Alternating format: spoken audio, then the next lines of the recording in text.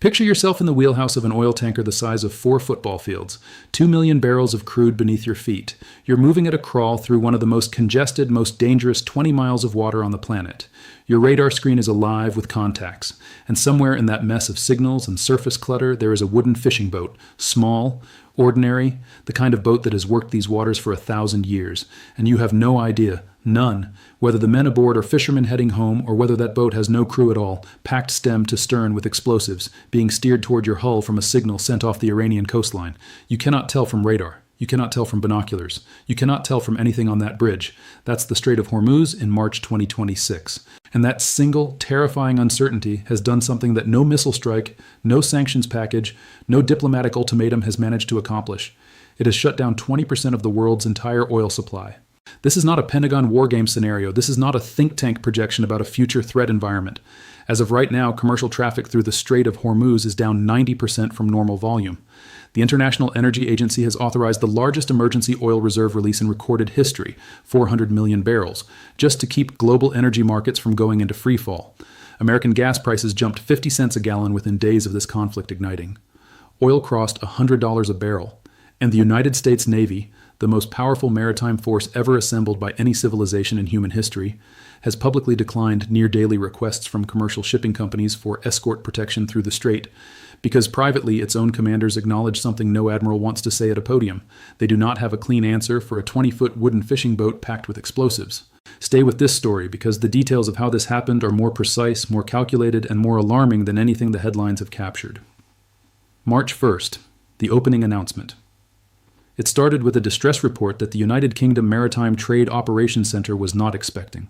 A Marshall Islands flagged oil tanker operating north of Muscat, Oman, reported that it had just been struck, not by a missile, not by a fighter jet, by an uncrewed surface vehicle, a drone boat, a vessel with no human being aboard, weaponized, driven at speed into a commercial tanker's hull by a remote operator sitting somewhere on the Iranian coastline. The UK MTO issued a formal threat assessment. The language was restrained, as those statements always are. The implications were not. A tanker crew had been forced to abandon their ship in the Gulf of Oman because a remote-controlled explosive boat had been run into it on purpose. That attack on March 1st was not a one-off incident, not a rogue commander going off script, not the kind of isolated provocation that gets quietly de-escalated through back-channel diplomatic calls. It was an opening announcement, the first sentence of a campaign that the IRGC had been designing, refining, and pre-positioning for years, and had now decided to execute. 2 days later, a senior IRGC official stood up and confirmed what every shipping company, every insurance underwriter, and every energy trading desk on Earth had been dreading. The Strait of Hormuz was closed, not restricted, not subject to increased inspection, closed, and the warning that followed left no room for interpretation. Any vessel attempting transit would be targeted, any flag, any cargo, any nationality. The Islamic Revolutionary Guard Corps Navy had declared control over the most economically critical 20 miles of water in the world, and they intended to demonstrate that control against anyone who tested it. The global shipping industry absorbed that statement and made a collective decision that moved energy markets more dramatically than any single missile strike could. They stopped. Automatic identification system signals, the transponder data that normally shows hundreds of ships moving through that corridor at any given hour, went dark. Marine traffic tracking platforms that had displayed a living, moving river of vessels through the strait showed empty water. Just like that, the machinery that moves 13 million barrels of crude oil per day, 5 million barrels of refined petroleum products per day, and 20% of the world's entire liquefied natural gas supply simply stopped operating. Hundreds of ships dropped anchor outside the strait and waited. Not for a clearance signal, not for a formal escort arrangement, just for some indication that the mathematics of survival in those waters had changed. That indication did not come. The weapon. Nobody had an answer for. Here's what makes the suicide skiff specifically different from every other weapon in Iran's arsenal being deployed in this conflict, and why it deserves a completely separate conversation from the missiles and the mines. The Sejil-2 ballistic missile is an expensive, sophisticated weapon system. It has a radar signature. It travels on a ballistic trajectory that fire control systems are designed to track. The naval mines Iran began deploying in the Strait's shipping lanes are a documented threat category. U.S. minesweepers have spent decades developing doctrine, equipment, and training to counter them. The shore-based anti-ship cruise missiles the IRGC has positioned along the Iranian coastline are known quantities. They have identifiable radar signatures. They can be tracked, targeted through electronic warfare, and in many cases intercepted. Every one of those weapons lives inside a threat category that the U.S. military has a prepared playbook for. Manuals exist, countermeasures exist, training pipelines exist, response doctrine exists. The suicide skiff exists in a different category entirely, and the reason it belongs in a different category has nothing to do with its explosive payload, which is significant, or its speed, which is real. The reason it is categorically different is its disguise, because the Strait of Hormuz, even in the middle of an active declared military conflict, still contains actual fishing boats, real ones, operated by real fishermen from Oman, from the UAE, from Iran. Boats that have been working those waters for generations. A wooden vessel between 12 and 30 feet long, moving at a relaxed fishing speed, no visible military markings, no distinguishing radar cross-section, no behavioral pattern that separates it from 10,000 other wooden boats that cross those same waters this week, is functionally invisible inside a military decision-making framework that was built to identify and engage clearly military targets. Cameron Schell, the chief executive of drone technology firm Dragonfly, one of the most credible voices on unmanned surface vehicle threat analysis working today, described this challenge with a clarity that every military planner needs to absorb. He told Fox News Digital that the drone defense systems the U.S. Navy currently operates were not configured or optimized to engage suicide skiffs. The electronic warfare packages, the close-in weapon systems, the directed energy platforms that the Navy has invested billions in deploying, those systems were engineered around airborne threat profiles. A surface vessel approaching at water level, traveling at boat speed, visually and electronically indistinguishable from civilian maritime traffic until the moment it commits to its final attack run, presents a targeting problem that requires fundamentally different solutions than anything currently deployed on a destroyer's deck. What the military would actually have to use instead, Schell explained, is manned aircraft, fighter jets and helicopter gunships, extraordinarily effective platforms against large, clearly identified military targets, operationally nightmarish when the target is 50 individual 25-foot wooden boats scattered across 20 miles of water mixed into legitimate civilian vessel traffic with no physical characteristic that distinguishes them from boats that have every right to be exactly where they are. The swarm equation. The communication architecture Iran is using to control these weapons takes the problem and compounds it in ways that make it even harder to solve. The strait is narrow. The Iranian coastline is close, in some places just a few miles from the shipping lanes. That geography means a controller operating from a position ashore does not need satellite uplinks or long-range encrypted military communication networks. Line-of-sight radio using frequency-hopping encrypted channels is entirely sufficient to maintain reliable contact with a skiff anywhere in the middle of the strait. The signal carries well over flat water. It can theoretically be jammed, but when the adversary is running 50 boats simultaneously, using multiple frequencies, operating from multiple control positions distributed along miles of coastline, effective jamming becomes a resource problem that rapidly exceeds the countermeasure capacity of any naval task force operating in those waters. And beyond the radio-controlled variants, defense analysts have confirmed that Iran has the capability to pre-program swarms of these vessels with GPS waypoints and autonomous guidance systems. Some of these boats, once launched and assigned target coordinates, require zero further communication from shore to complete their mission. Jam the radio, cut every signal in the spectrum. The pre-programmed swarm keeps moving toward its targets. One person, one controller on a concealed position on the Iranian coast, 10 boats, 10 targets, each indistinguishable from a fishing vessel until the moment of impact. The cost of that capability, 10 boats, basic remote control electronics, explosive payloads, is measured in thousands of dollars per unit. Thousands. Not hundreds of thousands, not millions. Thousands. And the cost of the response, the manned aircraft, the naval escorts, the intelligence, surveillance, and reconnaissance missions required to try to identify and neutralize that threat across 20 miles of water is measured in millions per hour of operation. That cost asymmetry. The same mathematical principle Iran has been applying in the air war over Israel with ballistic missiles and expensive interceptors is now being applied simultaneously in the maritime domain against the global commercial shipping industry. The results of that asymmetry are not theoretical. They are documented in incident reports and Reuters sourcing and Lloyd's of London underwriting decisions and gas station price boards across the United States. Ships on fire. 21 confirmed attacks on merchant ships as of March 12th. 6 vessels struck in a single coordinated wave on that date alone. On March 11th, 2 oil tankers loaded with fuel cargo off the port of Basra in Iraqi waters were struck by Iranian drone boats and set ablaze simultaneously. The Marshall Islands flagged Safe Sea Vishnu. The Malta flagged Zephos, both ships on fire at the same time. 1 crew member confirmed dead. recovered from the water by Iraqi rescue teams. 25 additional crew members pulled to safety by a vessel belonging to the Iraqi Ports Company. Fires still burning on both ships as the rescue operation concluded. Iraqi officials, whose country shares no border dispute or military conflict with Iran, described the attack as a flagrant violation of Iraqi sovereignty, a statement that underscored something critical about the scope of this campaign. It is not contained within disputed zones near the strait itself. It is reaching into the territorial waters of neighboring countries with no direct role in this conflict. The Thai-flagged bulk carrier Maya was struck by 2 projectiles of unknown origin while transiting the strait. Engine room fire. 3 crew members missing. The remaining 20 crew members evacuated to Oman by the Royal Oman Navy. Photographs released publicly by the Royal Thai Navy showed a vessel engulfed in black smoke, a burning hulk in one of the world's busiest commercial waterways.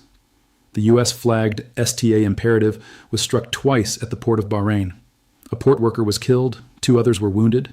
The commercial crew survived, but an attack landing inside Bahrain's commercial port infrastructure sent a message to every Gulf state that hosts American military assets or facilitates Western shipping. The boundary between military and commercial target in the IRGC's operational playbook for this campaign does not exist. What lies beneath? While the suicide skiff campaign played out on the surface, Iran was simultaneously building a second layer of threat underneath it, literally. CNN reported that Iran had begun deploying naval mines in the shipping lanes of the strait itself, not extensively in the initial phase, systematically, a few dozen mines placed in the early stage of the campaign. The critical detail buried in that reporting: at the time of the assessment, Iran had deployed less than 20% of its available small boat and mine-laying fleet. The few dozen mines in the water represented a fraction of what could be placed. A senior research analysis from the Robert Strauss Center for International Security and Law described mines as providing Iran substantial strategic leverage, either through direct damage to vessels or as a channeling mechanism, forcing ships into narrow, predictable corridors where shore batteries, drone boats, and swarm skiffs could be concentrated against them.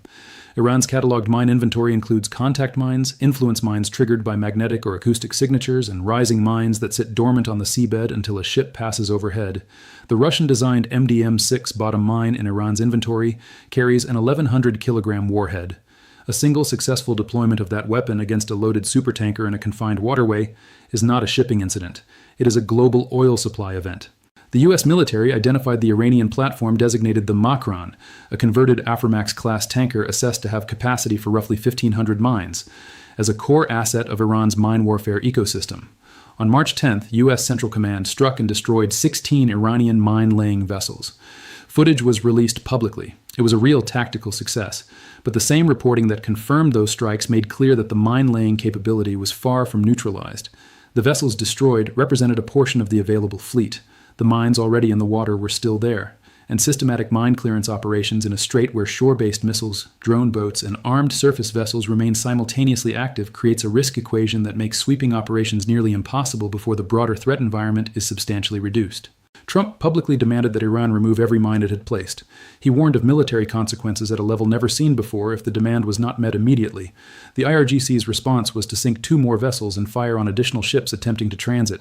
The distance between what Washington declared and what Tehran executed in response to that declaration is a precise measurement of the leverage Iran currently holds over this waterway. The economic shock that landed on your gas bill. The consequences of what is happening in those 20 miles of water are not abstract. They are landing on the daily lives of ordinary people in every country connected to global trade, which means every country on Earth. The average American gas price jumped 50 cents a gallon within days of the conflict's opening strikes on February 28th, crossing $3.54 per gallon. Diesel, the fuel that powers freight trucks, delivery vehicles, and agricultural equipment, climbed to $4.72. Trump described that price jump as a very small price to pay. The millions of American families recalibrating their monthly household budgets around those numbers have a different perspective on the math. Oil touched $100 a barrel before settling back somewhat after the IEA authorized the emergency reserve release. The International Energy Agency does not authorize record reserve releases for hypothetical or speculative threats. It authorizes them when the supply data shows that without intervention, the arithmetic of global energy economics breaks. The data showed that 400 million barrels were released. The wooden fishing boats are still in the water. The insurance industry's response imposed its own additional cost on every economy connected to global shipping. Major marine war risk providers stopped offering coverage for vessels operating in the Persian Gulf entirely.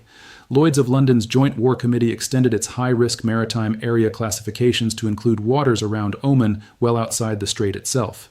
The effect of those underwriting decisions? Even ships technically capable of attempting a transit face a commercial reality where their owners cannot obtain insurance for the voyage at any price that makes the cargo economics viable. Oil supertanker charter costs in the Middle East climbed to the highest recorded level in history, not because a missile struck a supertanker that week, but because the insurance mathematics of operating in those waters became commercially impossible. The suicide skiff campaign did not need to sink 100 ships to achieve its strategic objective. It needed to create enough documented precedent of unpredictable, unpreventable attacks on commercial vessels to make the insurance market price the risk so severely that rational commercial operators chose not to operate. That threshold was crossed quickly. The weapon system that accomplished it cost thousands of dollars per unit. The shadow fleet and the bypass arithmetic. The handful of vessels that did attempt transit after the IRGC's closure declaration were almost entirely what intelligence analysts describe as the shadow fleet, vessels carrying sanctioned Iranian, Russian, or Venezuelan oil, ships already operating outside normal legal and insurance frameworks with nothing to lose by attempting a crossing that legitimate commercial operators could not afford to risk. Lloyd's List intelligence documented these crossings, including suspected dark transits where ships switched off their tracking systems entirely before moving through the closed corridor. The detail that reveals the most about Iran's strategic design in this campaign: the strait was being enforced selectively. Iranian oil continued to move, Russian oil continued to move, the vessels whose cargoes benefited Iran's strategic partners transited while the ships carrying Western-aligned commercial cargo sat at anchor and waited. This was not chaos, it was a managed blockade with a specific target list. Saudi Arabia and the UAE began accelerating their pipeline diversion options in response. Saudi Aramco increased throughput on the east-west crude oil pipeline, routing oil from the eastern province oil fields westward to the Red Sea port of Yanbu, bypassing the Persian Gulf entirely. The UAE activated its Abu Dhabi crude oil pipeline to the port of Fujairah on the Arabian Sea outside the strait. Saudi Aramco publicly warned of potentially catastrophic consequences for oil markets if flows through the strait did not resume. Here is the arithmetic that no amount of diplomatic optimism can change. The combined maximum capacity of those bypass pipelines is somewhere between 3.5 and 5.5 million barrels per day. The Strait of Hormuz normally moves 20 million barrels per day. At maximum throughput, the pipelines cover roughly a quarter of the gap, not half, a quarter. The shortfall is real, it is large, and every day the strait remains effectively closed. The shortfall compounds inside the reserve calculations of every oil-importing economy on Earth. The false tweet and the Navy's impossible calculus. Trump publicly called on oil tanker crews to, in his words, show some guts. He stated that the U.S. Navy would provide escorts if necessary. The U.S. Energy Secretary went further, posting on social media that the first tanker had already been successfully escorted through the strait by the U.S. Navy. That post moved global oil markets immediately and dramatically. Oil prices fell nearly 12% on the announcement. The post was then deleted. The White House confirmed the claim was incorrect. No escort had occurred. No tanker had been successfully escorted through the strait. That sequence, false announcement, market reaction, correction, played out on the global stage in real time, and it told every oil trader, every shipping company, and every allied government watching from the outside exactly how much genuine uncertainty currently surrounds the question of when and whether the U.S. Navy can actually restore freedom of navigation through those 20 miles of water. The markets had already answered the question before the correction was published. Retired General Jack Keane stated publicly that the Navy should not attempt escorts until Iran's missile and drone threat has been more substantially degraded. His reasoning was militarily sound, sending destroyers into a confined waterway where shore-based anti-ship missiles, aerial drones, surface drone boats, naval mines, and suicide skiffs are all simultaneously active is not just a risk to the tanker being escorted, it is a risk to the escort vessel itself. A U.S. Navy destroyer taking a hit from an Iranian weapon inside the Strait of Hormuz, captured on satellite imagery and broadcast globally, is a strategic communications event that rewrites the narrative of this entire conflict in ways the Pentagon has every reason to avoid. Former U.S. Fifth Fleet Commander Vice Admiral Kevin Dunnigan put the physical reality in terms that stripped away every layer of abstraction. It does not take much, he said, to disrupt commercial traffic through a constrained maritime choke point. 2 navigable nautical miles in each direction at the narrowest point, Iranian shoreline visible from the shipping lanes, shore-based missile batteries, drone launch positions, and small boat staging areas distributed along miles of Iranian coastal geography that cannot all be simultaneously neutralized by air power operating under rules of engagement designed for a fundamentally different kind of conflict. The wooden boat doctrine. Iran's supreme leader, in his first public statement after assuming leadership following the killing of his father in the opening U.S. and Israeli strikes, was unambiguous about the strategic intent behind all of this. The strait will remain closed, he said, as a tool of sustained pressure against the United States and Israel. Not a temporary measure, not a bargaining chip to be quickly traded in a back-channel negotiation, a tool of deliberate, sustained strategic pressure, applied for as long as Iran judges it advances their broader objectives in this conflict.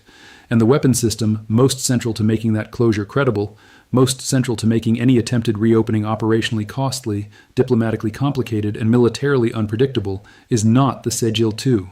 It is not the MDM-6. It is not the shore battery or the aerial drone swarm. It is a 20-foot wooden boat that looks exactly like every other wooden boat that has sailed those waters since before the United States of America existed as a country. Iran has warned publicly that oil will reach $200 a barrel if the strait remains closed and escalation continues.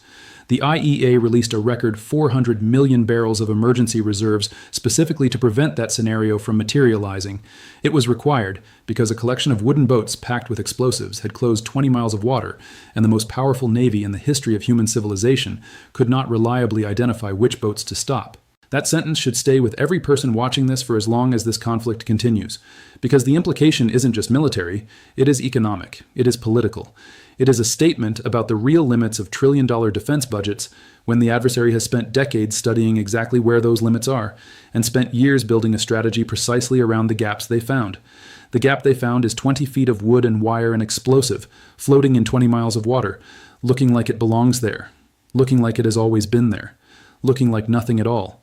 And until the broader threat environment in that strait is fundamentally changed, that is what the global economy runs on. Not pipelines, not reserves, the daily judgment of whether those boats are fishing boats or something else entirely.